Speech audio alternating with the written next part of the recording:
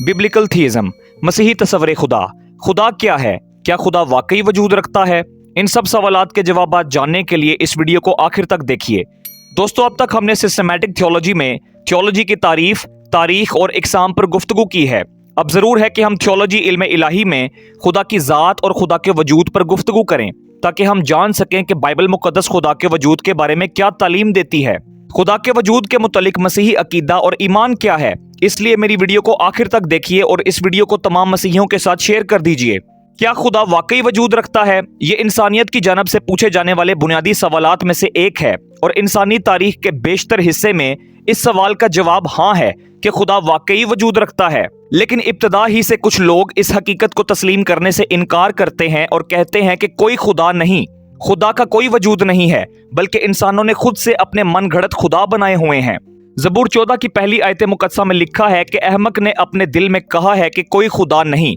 दोस्तों, जो लोग खुदा के वजूद को नहीं मानते उन्हें बेवकूफ, एथियस्ट और मुल्हिद कहा जाता है। ये लोग खुदा को नहीं मानते, ये लोग बाइबल मुकद्दस को भी नहीं मानते। इसी दहरियत की वजह से दुनिया में ऐसी हजारों किताबें मौजूद हैं जिनमें मुल्हिदीन ने खुदा के वजूद के खिलाफ दलाइल पेश किए हैं। ये मुल्हिदीन अपनी फजूल दलीलों से इंसानों को और खास तौर पर नौजवान नस्ल को गुमराह करते हैं कि कोई खुदा नहीं है। इसी वजह से दुनिया में लोगों की एक तादाद खुदा को नहीं मानती। हमारी मसीही कलीसिया में भी बहुत से लोग ऐसे हैं जो खुदा में दिलचस्पी नहीं रखते और ना ही खुदा को जानना चाहते हैं। इसलिए हमारे मुल्क पाकिस्तान में भी इल्हाद के इस जहरे कातिल ने कई एक को नुकसान पहुंचाया है। लेकिन खुदा के फजल की बदौलत हम अहले ईमान हैं। हम खुदा के मुकद्दस लोग हैं जो जिंदा खालिक खुदा पर ईमान रखते हैं।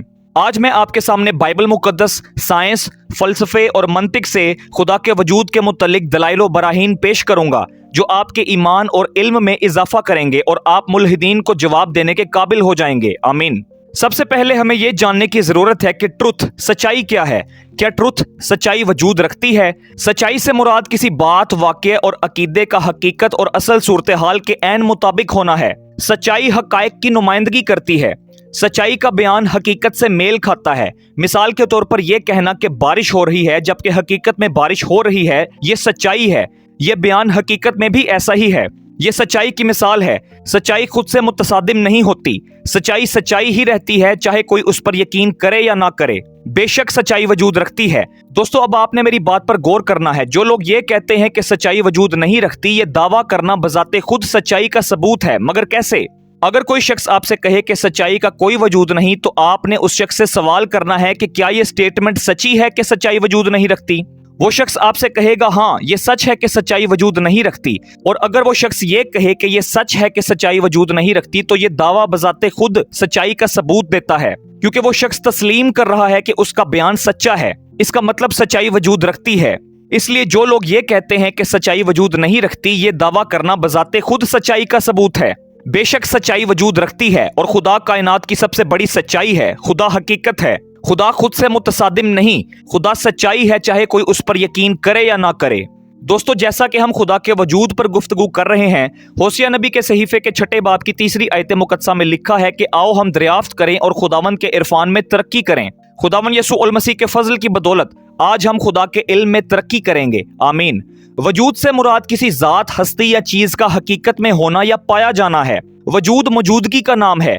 फलसफे और मंतिक में वजूद की 3 बुनियादी इकसाम हैं: वाजिबल वजूद, मुमकिनल वजूद और मुमतनाल वजूद। वाजिबल वजूद ऐसा वजूद है जो अपने होने और कायम रहने में किसी का मोहताज ना हो, यानी वो जो खुद ब खुद मौजूद हो, जो अपने आप में जिंदगी रखे और हमेशा रहे। ये सिर्फ खुदा की जात है। मुमकिनल वजूद ऐसा वजूद है जो खुद से मौजूद ना हो, जिसे मौजूद होने के लिए किसी खालिक की जरूरत हो। कायनात की तमाम मखलूकात मुमकिनल वजूद हैं जो अपने वजूद के लिए किसी दूसरे वजूद या वाजिबल वजूद की मोहताज हैं। मुमतनाल वजूद ऐसा वजूद है जिसका होना महाल यानी नामुमकिन हो। ये वजूद हकीकत में नहीं पाया जाता, लेकिन सिर्फ इस्तिलाही तौर पर इसे वजूद कहा जा सकता है। खुदा वाजिबल वजूद है जो अपने होने और कायम रहने में किसी का मोहताज नहीं है। वो खुद ब खुद मौजूद है, अपने आप में जिंदगी रखता है और हमेशा रहेगा। सबसे पहले हम खुदा के पाक कलाम बाइबल मुकद्दस पर गौर करेंगे कि बाइबल मुकद्दस खुदा के वजूद के बारे में क्या तालीम देती है। दोस्तों, बाइबल मुकद्दस खुदा के वजूद को साबित नहीं करती, बल्कि खुदा के वजूद का इकरार करती है, खुदा के वजूद का ऐलान करती है।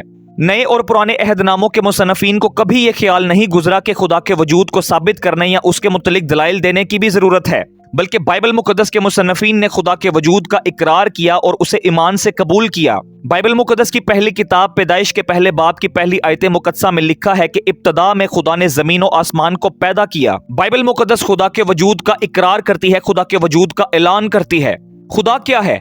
बाइबल मुकद्दस के मुताबिक सिर्फ एक ही जिंदा, सच्चा और आला खुदा है जो अपनी हस्ती और कमालियात में बेहद और लामहदूद है। वाजिबल वजूद ज़ात जो अपने आप में जिंदगी रखती है, कायम बिज़ात, कायनात का खालिक और मालिक, जिसने अपनी पाक और आज़ाद मर्जी से तमाम कायनात और कायनात की तमाम चीज़ों को तख्लीक किया। जिंदगी का बानी, नहायत पाक रूह, नादीदनी जो नजर ना आए, बगैर जिस्म, ला तब्दील, गैर मुतगय्युर, अजली और अब्दी, नाकाबिल फहम, कादर मुतलिक, नहायत आकिल, बिल्कुल आज़ाद, बिल्कुल मुख्तार, नहायत मोहब्बत करने वाला, रहीमो करीम, मेहरबान, मुत्तहम्मिल, बदला देने वाला, नेकी और रास्ती से भरपूर है। खुदा के वजूद का इकरार करना बाइबल मुकद्दस का बुनियादी अंसर है। मसीही कलीसिया खुदा के वजूद की हकीकत को ईमान से कबूल करती है। ये एक ऐसा अकीदा है जो सबूत पर मबनी है, और ये सबूत बुनियादी तौर पर खुदा के मुकाशफात में पाक कलाम बाइबल मुकद्दस में पाया जाता है। बाइबल मुकद्दस खुदा के वजूद का ऐलान करती है। बाइबल मुकद्दस एक बाइख्तियार और काबिल एतबार शहादत है कि खुदा वजूद रखता है। सयाह जिन मुल्कों में जाते हैं वहाँ की आदात, रस्म व रवाज और लोगों के अंदाज वगैरह का हाल बयान करते हैं। हमने खुद उन मुल्कों की सैर नहीं की और ना ही उनको देखा, लेकिन फिर भी हम सयाहों की बात का यकीन करते हैं।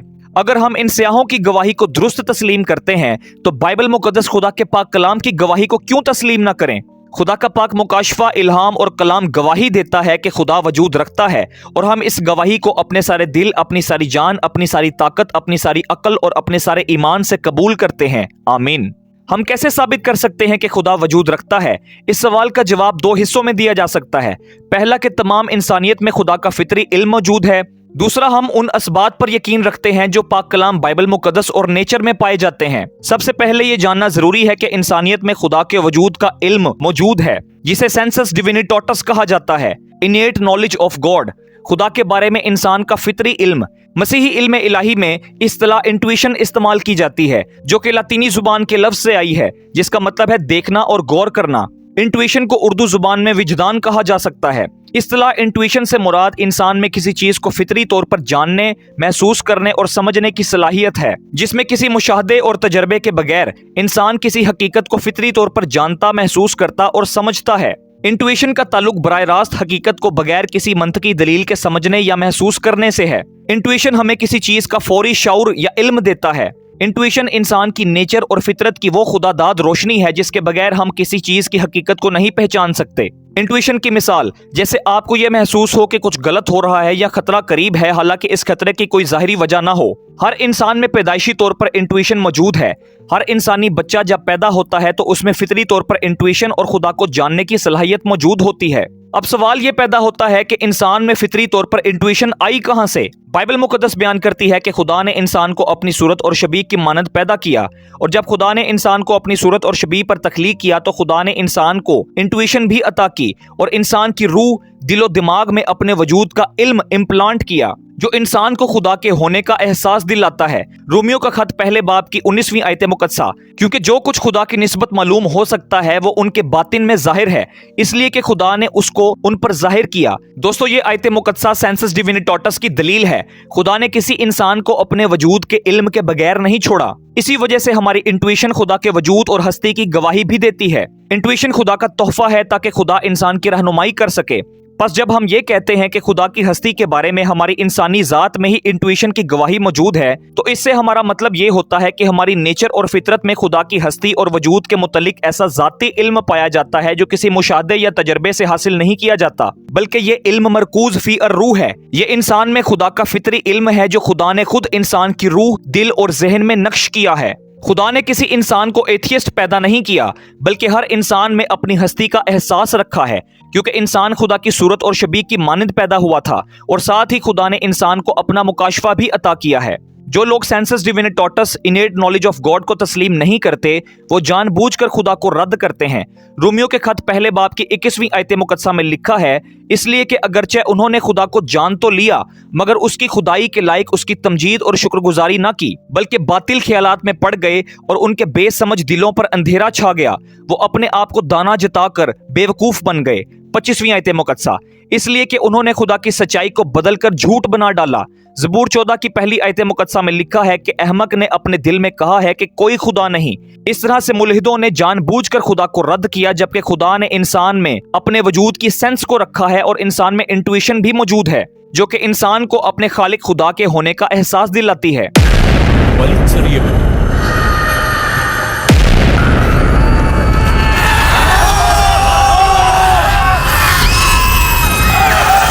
ایک مسیحی ایماندار کی زندگی میں خدا کا یہ باطنی عرفان اور زیادہ مضبوط اور واضح ہوتا جاتا ہے۔ اپنی انر سینس کے ساتھ ہم خدا کے مکاشفے بائبل مقدس کو پڑھ کر خدا کو اپنے آسمانی باپ کے طور پر جاننا شروع کر دیتے ہیں۔ رومیو 8 باب 15 آیت مقدسہ۔ خدا روح القدس ہماری روح کے ساتھ مل کر گواہی دیتا ہے کہ ہم خدا کے فرزند ہیں۔ رومیو 8 باب 16 آیت مقدسہ۔ خداوند یسوع المسیح ہمارے ایمان کے وسیلے سے ہمارے دلوں میں سکونت کرتے ہیں۔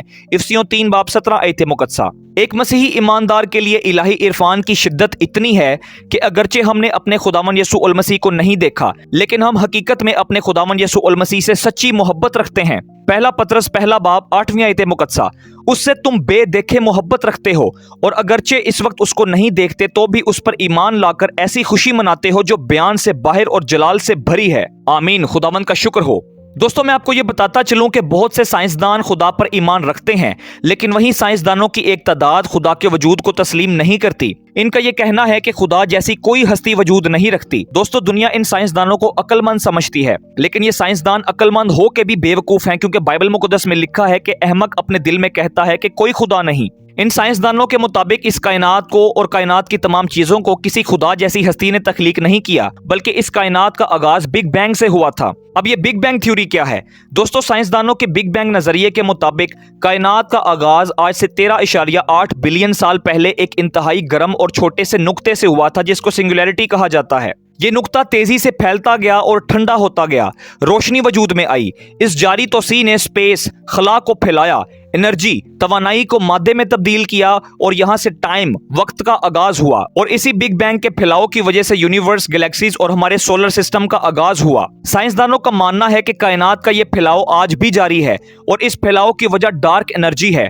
دوستوں، میں آپ کو سائنس نہیں پڑھا رہا، لیکن ملحد سائنسدانوں کا ماننا ہے کہ خدا وجود نہیں رکھتا۔ یہ کائنات خدا نے تخلیق نہیں کی، بلکہ بگ بینگ کی وجہ سے اس کائنات کا آغاز ہوا تھا۔ ملحد یہ بھی کہتے ہیں کہ بگ بینگ سے ٹائم، سپیس اور میٹر وجود میں آئے، اور ٹائم، سپیس اور میٹر سے باہر اور پہلے کوئی بھی چیز وجود نہیں رکھ سکتی۔ جو لوگ یہ کہتے ہیں کہ ٹائم، سپیس اور میٹر سے باہر کوئی چیز وجود نہیں رکھتی، آپ ان سے سوال کریں کہ آپ ٹائم، سپیس اور میٹر سے باہر کب گئے؟ آپ کو کیسے پتا چلا کہ ٹائم، سپیس اور میٹر سے باہر کوئی چیز وجود نہیں رکھتی؟ جس شخص نے کمپیوٹر تخلیق کیا وہ کمپیوٹر میں نہیں رہتا، وہ شخص کمپیوٹر سے باہر رہتا ہے۔ اس پر ملحد لاجواب ہو جائیں گے۔ اگر ملحدین یہی سوال ہم سے کریں کہ ہمیں کیسے معلوم ہوا کہ ٹائم، سپیس اور میٹر سے پہلے خدا وجود رکھتا تھا، تو ہم اس کا جواب بائبل مقدس اور خدا کے وجود کے حق میں دلائل سے دیں گے، جنہیں کوئی عقل مند انسان رد نہیں کر سکتا۔ اسی طرح انسان کے وجود کے لیے سائنسدان نظریہ ارتقاء کو تسلیم کرتے ہیں، تھیوری آف ایوولوشن، جو بنیادی طور پر چارلس ڈارون نے پیش کیا تھا۔ نظریہ ارتقاء کے مطابق حیاتیات کا ایک بنیادی اصول ہے جس کے مطابق جاندار نسل در نسل خود کو ماحول کے مطابق تبدیل کرتے ہیں۔ یہ نیچرل سلیکشن ہے۔ اس نظریے کے مطابق انسان کو کسی خدا جیسی ہستی نے تخلیق نہیں کیا، بلکہ انسان ایوالو ہوا ہے۔ دوستو، مشہور کیمسٹ لوئس پیسچر بیان کرتے ہیں کہ سائنس کا تھوڑا سا علم آپ کو خدا سے دور کر دے گا، لیکن وہیں سائنس کا بہت زیادہ علم آپ کو خدا کے قریب لے جائے گا۔ جو سائنسدان سائنس اور وجود کی پیچیدگی کو صحیح طور پر نہیں جانتے، وہ خدا کے وجود کا انکار کر دیتے ہیں، لیکن وہیں ایسے سائنسدان جو سائنس اور وجود کی پیچیدگیوں کو صحیح طور پر سمجھتے ہیں، وہ کبھی خدا کا انکار نہیں کریں گے، بلکہ وہ خدا کے وجود کو تسلیم کریں گے۔ آج سے 3000 سال پہلے بائبل مقدس نے ہمیں تعلیم دی کہ ابتدا میں خدا نے زمین و آسمان کو پیدا کیا۔ خدا نے انسان کو اپنی صورت اور شبیہ کی مانند پیدا کیا۔ ہم خدا کے وجود پر ایمان لاتے ہیں کہ یہ ساری کی ساری کائنات خالق خداوند خدا نے تخلیق کی ہے۔ انسان کو خالق خداوند خدا نے تخلیق کیا ہے۔ ہم کریشنسٹ ہیں۔ ہم خدا اور خدا کی تخلیق کائنات پر ایمان رکھتے ہیں۔ دوستو، اب آپ نے اس بگ بینگ تھیوری کو یاد رکھنا ہے۔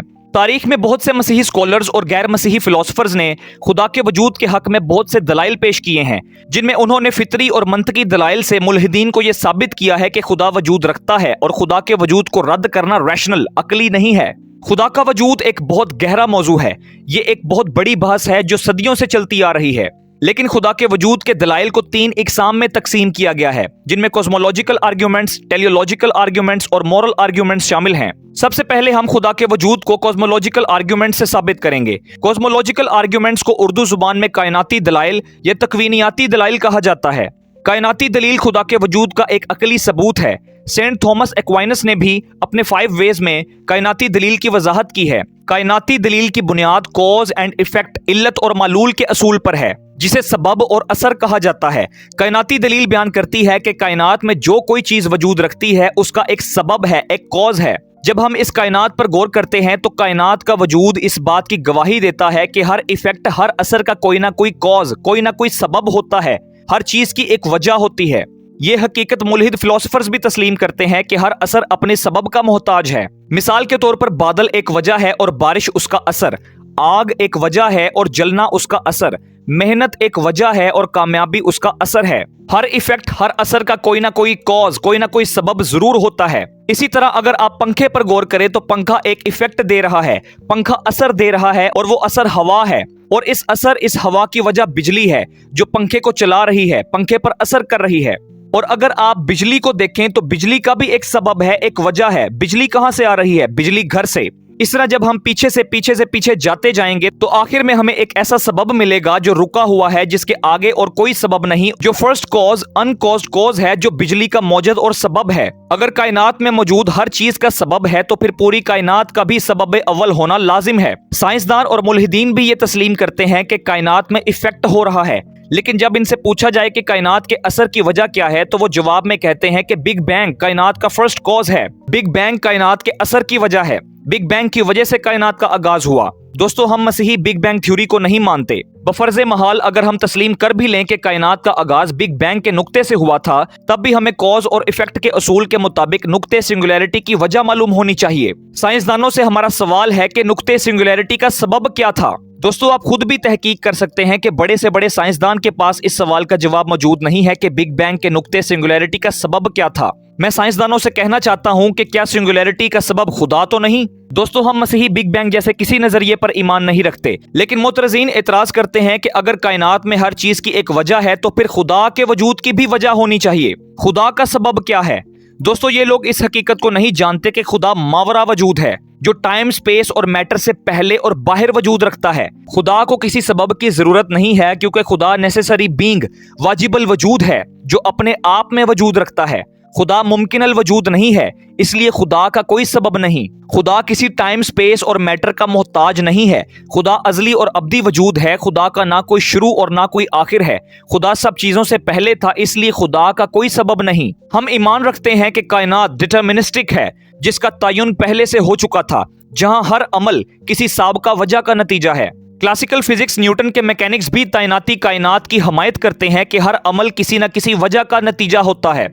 लेकिन वहीं कुछ साइंसदान क्वांटम फिजिक्स का हवाला देते हैं। क्वांटम फिजिक्स की एक शाख है जो छोटे ज़रात के रवैये को समझने की कोशिश करती है। साइंसदान एतराज करते हैं कि कायनात में हर चीज की वजह नहीं होती, क्योंकि क्वांटम मैकेनिक्स बेतरतीब होते हैं, जो कि तैनाती हकीकत की बजाय प्रोबेबिलिस्टिक यानी इम्कानी होते हैं, जिनके लिए किसी सबब की जरूरत नहीं होती। जैसे कि एटमी सतह पर इलेक्ट्रॉन एक मदार से दूसरे में बज़ाहिर बगैर किसी सबब के छलांग लगाते हैं। इलेक्ट्रॉन्स की हरकत बेसबब मालूम होती है। साइंसदान सवाल करते हैं कि अगर एटम की सतह पर कोई वाकया बिला वजह हो सकता है तो पूरी कायनात की सतह पर क्यों नहीं? दोस्तों, ये एतराज बज़ाहिर कायनाती दलील पर बहुत बड़ा हमला लगता है, लेकिन हकीकत यह है कि क्वांटम फिजिक्स पर साइंसदानों में खुद इख्तलाफात पाए जाते हैं। बहुत से बड़े साइंसदानों ने इस ख्याल को रद्द कर दिया है कि इलेक्ट्रॉन्स की हरकत या दीगर क्वांटम वाकयात बगैर किसी वजह के होते हैं। सबसे मशहूर साइंसदान एल्बर्ट आइंस्टाइन ने क्वांटम मैकेनिक्स में बुनियादी इनडिटर्मिनेशन को सख्ती से मुस्तरद कर दिया था।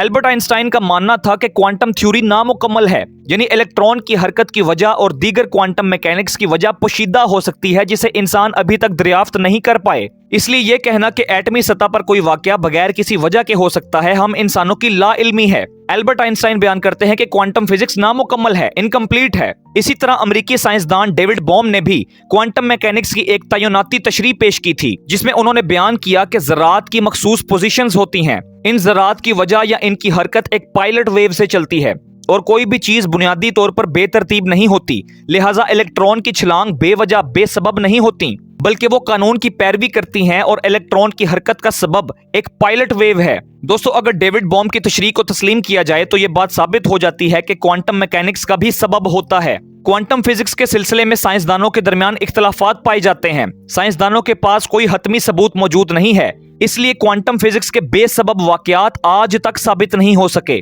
कायनात हादिस है जो पहले मौजूद नहीं थी, बल्कि खुदा ने इसे तख्लीक किया। कायनात में हर चीज का एक सबब है। कायनात एक अजीम असर है, इसलिए मुकम्मल कायनात का सबब भी अजीम होना चाहिए। इसलिए इस कायनात का फर्स्ट कॉज, अनकॉज्ड कॉज, इस कायनात का सबब अव्वल, इस कायनात की पहली वजह वही साहब इरादा कादर मुतलिक खालिक व मालिक खुदा है, जिसने तख्लीक कायनात के वक्त अपनी मर्जी के मुताबिक जैसा चाहा वैसा बनाया। खुदा कायनात की इल्लत अव्वल है। कायनात खुदा का मलूल है, जिसको मुसब्बबुल असबाब कहा जाता है, इल्लतुल अलल कहा जाता है। दोस्तों, सेंट थॉमस एक्वाइनस ने भी अपने 5 वेज में खुदा के वजूद के हक में दलाइल पेश किए हैं, जिनमें motion, efficient cause, contingency, gradation और डिजाइन शामिल हैं। इनमें से अगर आर्ग्यूमेंट ऑफ कंटिजेंसी पर गुफ्तगू की जाए तो argument of contingency cosmological arguments की ही एक फॉर्म है, जिसे उर्दू जुबान में दलील इम्कान कहा जाता है। दोस्तों, आर्ग्यूमेंट ऑफ कंटिजेंसी बयान करता है कि इस दुनिया में मौजूद हर चीज का वजूद किसी दूसरी चीज पर मुनहसर है। इसका वजूद मुमकिन है, यानी कंटेंजेंट है। मिसाल के तौर पर आपके हाथों में मोबाइल फोन है, इसका वजूद है, लेकिन इसका होना लाजिमी नहीं था। इसे किसी शख्स ने या अशखास ने फैक्ट्री में बनाया, इसके हिस्से कहीं और से आए हैं, यानी मोबाइल फोन के वजूद की हर वजह उससे बाहर है। यही कंटेंजेंट का मतलब है। जैसे हमारा वजूद हमारे माँ बाप पर मुनहसर है, हर चीज किसी बैरूनी वजह पर मुनहसर है, इसी तरह पूरी कायनात इन मुमकिन अल वजूद चीजों का मजमुआ है। अगर इस मजमुए में हर एक चीज अपने वजूद के लिए किसी और की मोहताज है, तो फिर पूरा मजमुआ यानी ये मुकम्मल कायनात भी अपने वजूद के लिए किसी ऐसी वजह की मोहताज है जो उससे बाहर हो। तो फिर ये बैरूनी वजह क्या है? ये बैरूनी वजह एक ऐसा वजूद होना चाहिए जिसका अपना वजूद किसी और पर मुनहसर ना हो, वो मुमकिन अल वजूद ना हो बल्कि वाजिब हो, यानी वाजिबल वजूद, नेसेसरी बीइंग, और यही वजूद खुदा है। Oh my God. कुछ मुल्हिदीन सवाल करते हैं कि अगर खुदा एक गैर मादी रूह है तो वो मादी कायनात कैसे तख्लीक कर सकता है? दोस्तों, इस सवाल का जवाब ये है कि मादा खुद खुदा की तख्लीक है। खुदा मादे का हिस्सा नहीं है, इसलिए खुदा का मादी होना लाजमी नहीं। मिसाल के तौर पर मुसन्नफ खुद कागज नहीं होता मगर किताब तख्लीक करता है। इसी तरह खुदा खुद मादी नहीं है, खुदा खुद मैटर नहीं है, लेकिन मादे का तख्लीक करने वाला है। दूसरा सवाल, अगर खुदा गैर मादी है तो वो मादे पर असर कैसे डाल सकता है? दोस्तों, यही सवाल फलसफे में माइंड बॉडी प्रॉब्लम की सूरत में मौजूद है। साइंस ये हकीकत तस्लीम करती है कि इंसानी जहन, ह्यूमन माइंड गैर मादी है, यानी हमारी सोचें, हमारा ज़मीर और हमारे जज्बात इममेटीरियल, गैर मादी हैं। हमारी सोचों और जज्बात का कोई जिस्म नहीं है। इस पर मुल्हिदीन से मेरा सवाल है कि अगर इंसानी जहन गैर मादी है तो वो हमारे मादी जिस्म को कैसे हरकत देता है, कैसे उस पर असर करता है? बेशक हमारा गैर मादी जहन हमारे मादी जिस्म को हरकत दे सकता है, इसी तरह खुदा जो गैर मादी रूह है वो मादी चीजों पर असर कर सकता है, क्योंकि खुदा कादर मुतलिक है जो मादे का खालिक और मालिक है। साइंस मादी कायनात के अंदर काम करने वाले कवानीन का मुताला करती है, लेकिन खुदा की गैर मादी हस्ती साइंस के दायरे से बाहर है। खुदा के वजूद के हक में दूसरा सबूत टेलियोलॉजिकल आर्ग्यूमेंट्स हैं। टेलियोलॉजिकल आर्ग्यूमेंट्स को उर्दू जुबान में दलील गाई कहा जाता है। दलील गाई खुदा के वजूद का एक अकली सबूत है। सेंट थॉमस एक्वाइनस ने भी अपने 5 वेज में दलील गाई की वजाहत की। दलील गाई के लिए अंग्रेजी इस्तिलाह टेलियोलॉजी है, जो कि लफ्ज टेलोस से मखूज है, जिसके मानी है मकसद। बस टेलियोलॉजिकल दलील ये बयान करती है कि किसी मकसद के लिए मकसद रखने वाले की जरूरत होती है। दूसरे अल्फाज में ये कि किसी चीज का नमूना या डिजाइन किसी नमूना साज या डिजाइनर के वजूद को साबित करता है, और जहां हम ऐसी चीजों को देखते हैं जो किसी खास मकसद के लिए बनाई गई थी, वहां पर हम ये जान सकते हैं कि इन चीजों का डिजाइनर भी वजूद रखता है। इस दुनिया में किसी भी डिजाइन का वजूद किसी डिजाइनर के वजूद की गवाही देता है। अंग्रेज फिलोसोफर विलियम पेले बयान करते हैं कि अगर किसी मैदान से गुजरते वक्त आपको एक पत्थर नजर आए तो शायद आप उसके बारे में ज्यादा नहीं सोचेंगे, लेकिन वहीं अगर आपको एक घड़ी नजर आती है तो उसे देखकर आप मंतकी तौर पर यह नतीजा अखज़ करेंगे कि यह घड़ी पेचीदा तौर पर डिजाइन की गई थी। आप ये नहीं कहेंगे कि यह घड़ी वाज़िया तौर पर बेतरतीब तश्कील की पैदावार है, बल्कि आपका जहन इस बात की गवाही देगा कि किसी न किसी हस्ती, किसी न किसी शख्स ने इस घड़ी को डिजाइन किया है, तख्लीक किया है। जिसमें हर एक हिस्सा एक तरतीब के साथ काम कर रहा है। इससे यह नतीजा अखज़ करना मंतकी है कि यह घड़ी बेतरतीब तश्कील की पैदावार नहीं, बल्कि हकीकत में यह घड़ी जानबूझकर बनाई गई है। हर वॉच के पीछे वॉच मेकर है और इसीलिए दलील गाई या नमूना डिजाइनर मकसद की दलील इस असूल का इतलाक सारी की सारी कायनात पर करती है। कायनात महज वाक़यात का ही एक मजमुआ नहीं है, बल्कि कायनात एक तंजीम याफ्ता जमीयत है जिसमें हम आहंगी और कायदा है। अगर कायनात पर गौर किया जाए तो कायनात एक बहुत ही कमाल, नफीस और पेचीदा डिजाइन है। सूरज, चांद, सितारे, इंसान, जानवर, परिंदे, मछलियां, ये सब कमाल का डिजाइन है। कायनात का ये डिजाइन बहुत पेचीदा है और अगर हम कायनात की हर एक चीज में खास पेचीदा डिजाइन को देखते हैं तो इसका मतलब ये है कि इस सारी कायनात का एक अजीम डिजाइनर मौजूद है जिसने हर चीज को बड़ी हिकमत के साथ डिजाइन करके तरतीब दिया है। जो मुल्हिदीन ये दावा करते हैं कि कायनात कोई डिजाइन नहीं है और ना ही कायनात का कोई डिजाइनर है, आप इन अहमकों से सवाल कीजिए कि मोबाइल फोन का स्मार्ट डिजाइन किसने तैयार किया। लेकिन शर्त यह है कि जवाब में तुमने इंसानी डिजाइनर का नाम नहीं लेना। क्या मोबाइल फोन का यह पेचीदा डिजाइन खुद ब खुद तैयार हो गया? अगर मोबाइल फोन का स्मार्ट डिजाइन खुद ब खुद नहीं बना, उसको बनाने के लिए भी इंटेलिजेंट डिजाइनर की जरूरत है, तो कायनात जो इतना कमाल, नफीस, बड़ा और पेचीदा डिजाइन है, खुद ब खुद कैसे वजूद में आई? दोस्तों, ये वीडियो जो आप देख रहे हैं ये भी एक डिजाइन है और इसका डिजाइनर मैं हूं। हर डिजाइन के लिए एक डिजाइनर होना लाजिम है। इंसान पर गौर कीजिए, ये डिजाइन कैसे वजूद में आया? क्या ये इर्तिका है? साइंसदानों के मुताबिक सबसे पहला लिविंग सेल और इसका कम्प्लेक्स डीएनए एक नॉन लिविंग मैटर से बना था। ये कैसे मुमकिन है कि पहला जिंदा खुलिया और उसका पेचीदा डीएनए एक बेजान मादे से बना? अगर बना तो इंसान में मोहब्बत, नफरत, हसद जैसे जज्बात कहां से आए? क्या ये केमिकल रिएक्शन का नतीजा है? इंसान का इतना कम्प्लेक्स बायोलॉजिकल सिस्टम कैसे एक बेजान मादे से तैयार हुआ? ये नजरिया इर्तिका फजूल नजरिया है।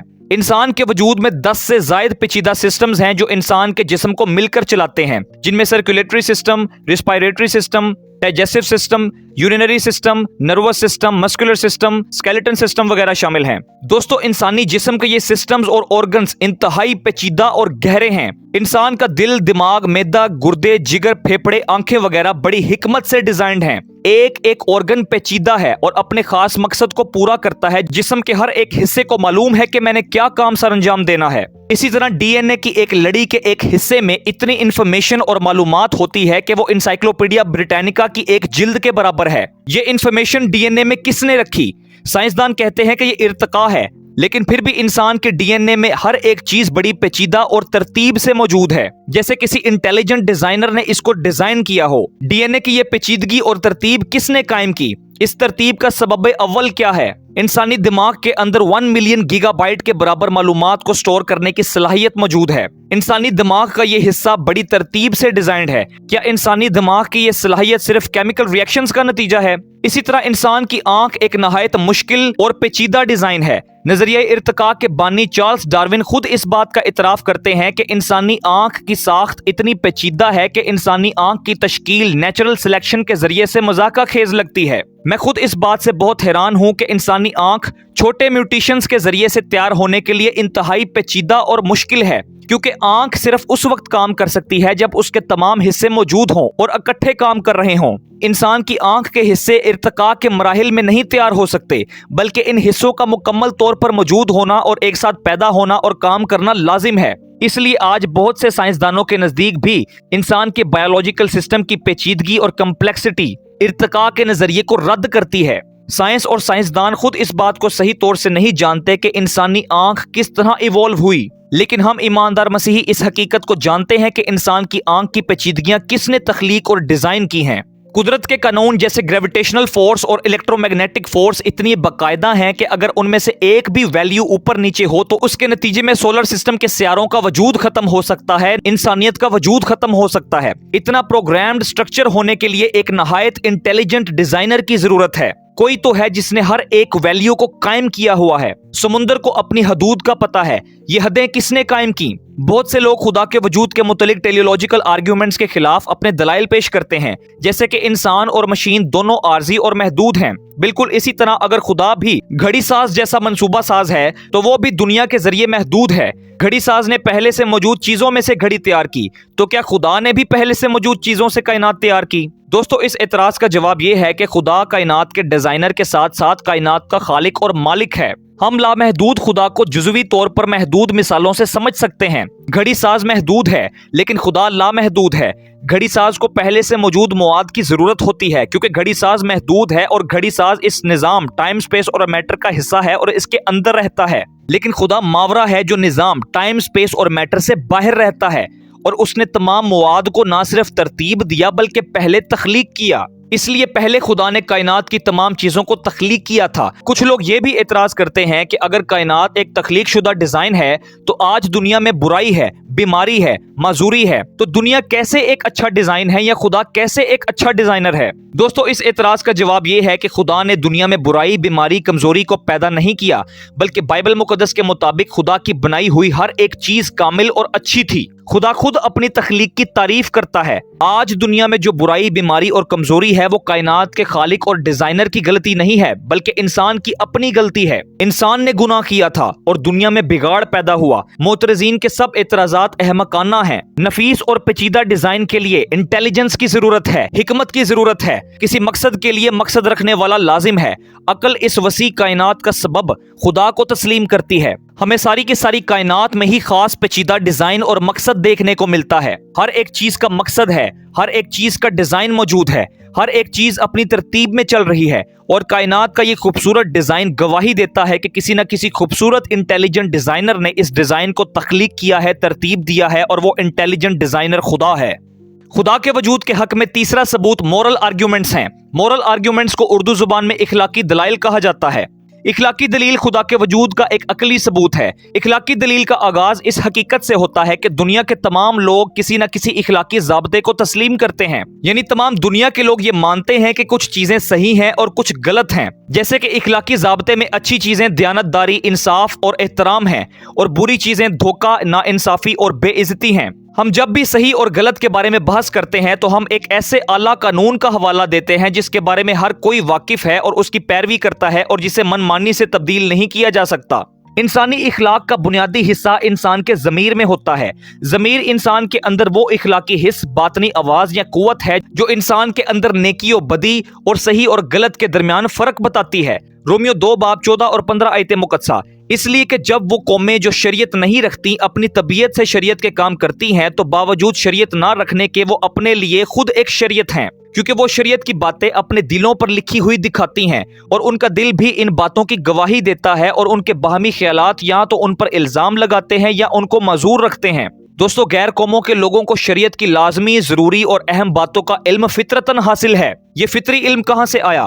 غیر قوم میں جن کے پاس شریعت نہیں ہے، جن کے پاس موسوی شریعت نہیں ہے، جن کے پاس بائبل مقدس نہیں ہے، ان کے پاس بھی ایک شریعت ہے جو ضمیر اور دل کی شریعت ہے، اور یہ ضمیر اور دل کی شریعت سب سے بڑے شریعت دینے والے کا پتہ دیتی ہے۔ دنیا کی تمام قوموں اور تہذیبوں میں صحیح اور غلط کا کنسپٹ موجود ہے۔ صحیح اور غلط ایک اعلیٰ معیار یا قانون کی طرف اشارہ کرتا ہے، اور قانون کے وجود کے لیے قانون ساز، منصف، قانون دینے والے کی ضرورت ہوتی ہے۔ ہماری اخلاقی زندگی کو حقیقی اخلاقی اقدار کے منبع کی ضرورت ہے، لہٰذا عالمگیر قانون اس بات کی گواہی دیتا ہے کہ عالمگیر قانون ساز اور منصف وجود رکھتا ہے، جس نے انسان کے دلوں میں ضمیر اور اخلاقی قانون کو نقش کیا، اور انسان اس کو فالو کرتے ہیں۔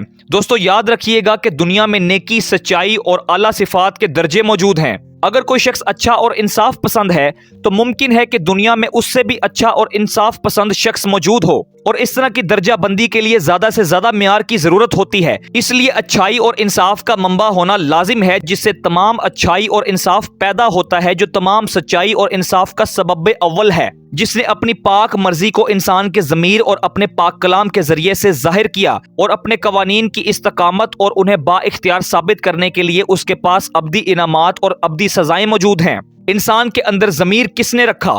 پس اخلاقی دلیل یہ ہے کہ دنیا میں اخلاقی قوانین کے لیے ایک بھلے اخلاقی قانون ساز کا ہونا لازم ہے، اور وہ بھلا اخلاقی قانون ساز خدا ہے۔ چونکہ خدا ٹائم، سپیس اور میٹر سے باہر وجود رکھتا ہے، اس لیے خدا کا کوئی سبب نہیں ہے، بلکہ وہی ایک خدا مسبب الاسباب ہے، جو تمام چیزوں کا سبب اول، تمام چیزوں کا خالق اور ڈیزائنر، اور تمام اچھائی اور اخلاق کا منبع ہے۔ دوستو، سینٹ تھامس ایکوائنس نے اپنے 5 ویز میں جو خدا کے وجود کے حق میں دلائل پیش کیے ہیں، ان میں سے آخری 4 دلائل پر ہم گفتگو کر چکے ہیں۔ लेकिन अगर पहली दलील मोशन पर गौर किया जाए तो दलील हरकत बयान करती है कि कायनात में हर चीज हरकत में है और बदल रही है, और कायनात में जो चीज हरकत में है वो किसी और चीज की वजह से हरकत में है। अगर साइकिल साकित बेहरकत खड़ी है तो तब तक वो बेहरकत ही रहेगी जब तक कोई उसको ना चलाए। अगर एक फुटबॉल बेहरकत है तो वो तब तक बेहरकत ही रहेगा जब तक कोई उसको हिट ना करे। हमारे पास बेशुमार मिसालें मौजूद हैं। इसी तरह जब हम कायनात पर गौर करते हैं तो हर चीज हरकत में है। जमीन हरकत कर रही है, सूरज चांद सितारे और सियारे हरकत कर रहे हैं, इंसान हरकत कर रहे हैं, जानवर हरकत कर रहे हैं, हर चीज हरकत कर रही है। सियारों को उनके मदारों में चलाने वाला कौन है? इसलिए कायनात को हरकत देने के लिए भी एक फर्स्ट मूवर, एक मुहर्रिक की जरूरत है जो तमाम कायनात को चला रहा है। साइंसदानों का कहना है कि कायनात की हरकत बिग बैंग का नतीजा है और आज डार्क एनर्जी की वजह से कायनात हरकत कर रही है और फैल रही है। दोस्तों, मुल्हिद के पास ना अकल है और ना दलील है। अगर साइंसदानों से पूछा जाए कि डार्क एनर्जी का सबब क्या है, डार्क एनर्जी को किसने तख्लीक किया, तो आप सर्च करके देख सकते हैं कि इनके पास इस सवाल का कोई जवाब मौजूद नहीं है। सन 1998 से पहले डार्क एनर्जी का कोई तस्वर मौजूद नहीं था, इसलिए साइंसदान भी डार्क एनर्जी को साबित नहीं कर सकते और ना ही उसका सबब अव्वल साबित कर सकते हैं। हमारी दलील मजबूत है, इसलिए इस मुतहर्रिक कायनात के लिए लाजिम है कि इसको चलाने वाला मुहर्रिक मौजूद हो जिसने सब चीजों को कंट्रोल किया हुआ है और जो कायनात की सब चीजों को चला रहा है। कायनात का इतना बड़ा सिस्टम चलाने के लिए बड़े खुदा कादर मुतलिक की जरूरत है। कोई तो है जो निजाम हस्ती चला रहा है, वही खुदा है। मैं मुल्हिदों पर हंसता हूँ।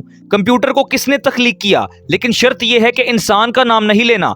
रेलगाड़ी चल रही है लेकिन उसको चलाने वाला कोई नहीं। घड़ी तो है मगर कोई घड़ी साज नहीं। मैं ऐसे बेहुदा इल्हाद पर हंसूंगा। कुछ लोग कहते हैं कि वजूद अगर मौजूद नहीं तो वो वजूद नहीं। मैं उनसे कहना चाहता हूं कि क्या आप हवा को देख सकते हैं? क्या आप अपने दिमाग को देख सकते हैं? क्या आप अपने दिल को देख सकते हैं? क्या आप अपने दिलो दिमाग को छू सकते हैं? अगर आप अपने दिल और दिमाग को नहीं देख सकते तो क्या आपका दिल और दिमाग वजूद नहीं रखता? बेशक अपने दिल और दिमाग को देखे और छुए बगैर हम इस हकीकत को जानते हैं कि हमारा दिल और दिमाग वजूद रखता है। बेशक खुदा वजूद रखता है, सिवाय अहमक के कोई खुदा की हकीकत से इनकार नहीं कर सकता। खुदा एक ऐसी अजीम हस्ती है जिससे ज्यादा अजीम हस्ती का तस्वुर नहीं किया जा सकता। दोस्तों, हम खुदा को मुकम्मल तौर पर नहीं जान सकते, सिर्फ उतना ही जान सकते हैं जितना उसने अपने आप को अपने मुकाशफा से जाहिर किया है। दोस्तों, एथियज्म इल्हाद इतनी बेहुदा बिद्दत है, यहां तक कि शैतान इब्लीस भी इस इल्हाद की बिद्दत के गड़े में नहीं गिरा। शैतान इब्लीस भी खुदा के वजूद को तस्लीम करता है। ये मुल्हिद तो शैतान से भी ज्यादा बदतर हैं, लेकिन फिर भी हमें उनके लिए दुआ करनी चाहिए ताकि वो खुदा के वजूद को तस्लीम करके खुदावन यसू अल मसीह के कदमों में आ जाएं। खुदा ने अपनी जात और सिफात को कायनात और बाइबल मुकद्दस में जाहिर किया है। अकल खुदा की हस्ती को आसानी से कबूल कर लेती है, तभी तो इंसानियत की बहुत बड़ी अक्सरियत खुदा के वजूद को तस्लीम करती है। बहुत से फिलोसोफर्स और साइंसदान भी खुदा के वजूद को तस्लीम करते हैं। इनमें से कुछ तो पहले मुल्हिद थे, लेकिन खुदा ने उन पर फजल किया, जिनमें Aristotle, Plato, Isaac Newton, C.S. Lewis, Antony Flew, Charles हार्ड शामिल हैं। चार्ल्स हार्ड का कहना है कि मैं विजदान, मुशाहदात, मंतिक और साइंसी इल्म की बुनियाद पर खुदा के वजूद पर पुख्ता ईमान रखता हूँ। इब्रानियों के खत 11वें बाब की 6 आयत मुकद्दसा में लिखा है कि बगैर ईमान के खुदा को पसंद आना नामुमकिन है, इसलिए कि खुदा के पास आने वाले को ईमान लाना चाहिए कि वो मौजूद है, वजूद रखता है और अपने तालिबों को बदला देता है। आमीन। हमारा मसीही ईमान है कि खुदा वजूद रखता है। खुदा ने अपनी पाक आजाद मर्जी से अपना जलाल जाहिर करने के लिए इस कायनात को तख्लीक किया ताकि खुदा अपनी जात, सिफात, मोहब्बत, रहम, फजल, अदालत और अपने जलाल को जाहिर कर सके। अगर खुदा नहीं है तो इंसानी तारीख का कोई मकसद नहीं है। जिंदगी का लुत्फ इसी बात में है कि उसका तवक्कल और भरोसा एक ऐसी हस्ती पर हो जिसकी हुजूरी का यकीन उसके दुखों और मुसीबतों के वक्त में उसकी तसल्ली का बायस हो। खुदा हमारे वजूद के लिए लाजिम है। दोस्तों, ये सब अकली दलाइल खुदा के वजूद को साबित करते हैं। बहुत से मुल्हिद इन दलाइल को समझकर खुदा के वजूद के कायल हो चुके हैं। खुदावंद का शुक्र हो। दोस्तों, अब तक हमने मुख्तसर तौर पर खुदा के वजूद और खुदा के वजूद के हक में दलाइल पर गुफ्तगू की है, जिनमें हमने देखा कि खुदा का पाक कलाम बाइबल मुकद्दस खुदा के वजूद का इकरार करती है। फिर हमने ये सीखा कि इंसानियत में इंट्यूशन की गवाही मौजूद है। हर इंसान फितरी तौर पर खुदा के इल्म के साथ पैदा होता है। इसके बाद हमने खुदा के वजूद के हक में 3 बड़े दलाइल पर गुफ्तगू की, जिनमें कॉस्मोलॉजिकल आर्ग्यूमेंट्स, टेलियोलॉजिकल आर्ग्यूमेंट्स और मोरल आर्ग्यूमेंट्स शामिल हैं। कायनात का एक सबब अव्वल वजूद रखता है, कायनात का खालिक और डिजाइनर वजूद रखता है और अच्छाई और इंसाफ का मंबा वजूद रखता है जो तमाम कायनात को चला रहा है। दोस्तों ये दलाइल खुदा के वजूद को साबित करते हैं। अगर मैं चाहूं तो आपको और भी बहुत से हकाइक बता सकता हूं, लेकिन ये हकाइक मैं आपको यहां नहीं बताऊंगा। बेशक खुदा वजूद रखता है, सिर्फ एक ही जिंदा, सच्चा और आला खुदा है, पर्सनल गॉड, जो अपनी हस्ती और कमालियात में बेहद और लामहदूद है। वाजिबल वजूद जात, जो अपने आप में जिंदगी रखती है। कायम बिज़ात, कायनात का खालिक और मालिक, जिसने अपनी पाक और आज़ाद मर्जी से तमाम कायनात और कायनात की तमाम चीज़ों को तख्लीक किया। वक्त खिला, मादे से बाहर, मावरा, जिंदगी का बानी, नहायत पाक रूह, नादीदनी जो नजर ना आए, बगैर जिस्म, ला तब्दील, गैर मुतगय्युर, बेपाया, अजली और अब्दी, नाकाबिल फहम, कादर मुतलिक, नहायत आकिल, बिल्कुल आज़ाद, बिल्कुल मुख्तार, नहायत मोहब्बत करने वाला, रहीम व करीम, मेहरबान, मुतहम्मिल, नेकी और रास्ती से भरपूर है। मैं तमाम दुनिया के मुल्हिदों को दावत देता हूं कि वो बेहुदा इल्हाद को छोड़कर सच्चे खुदा के कदमों में आ जाएं। खुदावन यसू अल मसीह का फजल तमाम मुकद्दसों के साथ रहे। आमीन।